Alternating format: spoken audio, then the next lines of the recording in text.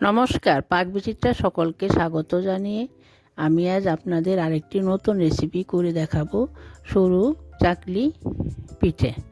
এটি বানানো খুবই সহজ, অল্প কিছু উপকরণ দিয়ে অতি সহজে হয়ে যায়। আমার চ্যানেলটি অবশ্যই সাবস্ক্রাইব করবেন, পাশে থাকবেন। ধন্যবাদ। আজ আমি আপনাদের আরেকটি নতুন রেসিপি করে দেখাবো, সরু চাকলি পিঠা। তার জন্য এখানে আমি 1 কাপ আতপ চাল নিয়েছি। আপনারা চাইলে গোবিন্দভোগ চাল দিয়েও করতে পারেন। দেখুন, চালটা আমি এখন একটু বেছে নিব। চালের মধ্যে ডাল, কাপড় যা কিছু আছে ভালো করে একটু বেছে নিতে হবে। 1 কাপ চালের সঙ্গে আমি 1/3 কাপ বিউলির ডাল বা মাসকলার ডাল দিয়ে দিচ্ছি। ডালটাকে একটু দেখে নিচ্ছি, বেছে নিচ্ছি। দেখুন, কোনো কিছু নেই, পরিষ্কার ডাল। এখন আমি ধুয়ে নেব। জল পাল্টে পাল্টে আমি ভালো করে চাল আর ডালটা একসঙ্গে ধুয়ে নেব।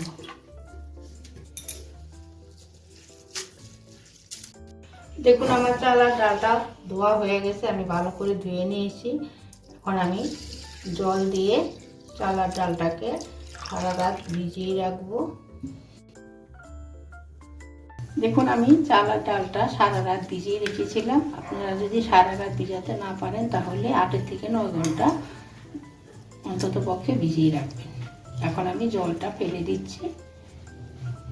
এখন আমি চাল আর ডালটা একটা মিক্সির জারে নিয়ে নিচ্ছি। আমি একটা পেস্ট তৈরি করে নেব। দেখুন, অল্প একটু জল দিয়ে দিচ্ছি। এখন আমি একটা পেস্ট তৈরি করে নেব।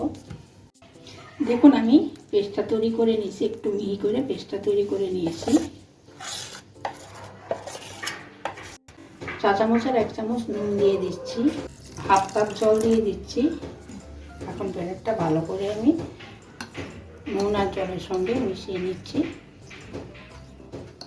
এখন আমি 1/2 কাপ জল ব্যাটারের সঙ্গে মিশিয়ে নিয়েছি। আমার ব্যাটার অনেকটাই ঘন আছে, আমি আর একটু জল এড করে দিচ্ছি। আমি একবারে দিচ্ছি না, অল্প অল্প করে জল দিয়ে আমি ব্যাটারটা তৈরি করে নিচ্ছি।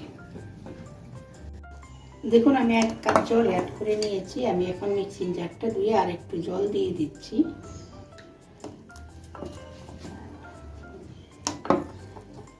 দেখুন, আমার সরু চাকলি পিঠা বানানোর জন্য ব্যাটারটা তৈরি হয়ে গেছে। দেখুন, বেশি ঘনও না, খুব বেশি পাতলাও না, এরকম করে ব্যাটারটা গুলিয়ে নিতে হবে। দেখুন, হাতার গায়ে লেগে আছে, এরকম করে। নুনটা একটু আপনারা বুঝে দেবেন, আপনাদের স্বাদ অনুযায়ী নুনটা অ্যাড করে নেবেন। সরু চাকলি পিঠা বানানোর জন্য গ্যাসে আমি একটি ননস্টিক প্যান বসিয়ে নিয়েছি। এখন আমি সাদা তেল ব্রাশ করে নিচ্ছি। গ্যাসটা আমি মিডিয়ামে রেখেছি, রেখে প্যানটাকে গরম করে নেব। দেখুন, আমি এখন সরু চাকলি পিঠাটা ভাজার জন্য ব্যাটারটা দিয়ে দিচ্ছি। এখানে আমি 1 হাতা ব্যাটার দিয়ে দিচ্ছি। এখন আমি হালকাতে একটু সরিয়ে দিচ্ছি চারিদিকে। গ্যাসটাকে এখন আমি লো টু মিডিয়ামে রেখেছি। দেখুন, আমার সরু চাকলি পিঠা ছিদ্র হতে শুরু করেছে। দেখুন, আমি এখন এক পাশ হয়ে গেছে, উল্টে দিচ্ছি। এরকম উল্টে পাল্টে আমি ভেজে নিব। দেখুন কতটা ছিদ্র হয়েছে। দেখুন, আমার ভাজা হয়ে গেছে, এখন আমি নামিয়ে নিচ্ছি। দেখুন, আমি দ্বিতীয়টা একইভাবে ভেজে নিচ্ছি। এখানে কিন্তু সরু চাকলির পিঠাটা ব্যাটারটা বেশি ভারী করলে বেশি ভালো হবে না পিঠাটা। দেখুন, আমার সরু চাকলি পিঠা তৈরি হয়ে গেছে। আমি যেভাবে বানালাম আপনারাও বানিয়ে গরম গরম নলেন গুড়ের সাথে খাবেন, দেখবেন খুব ভালো লাগবে।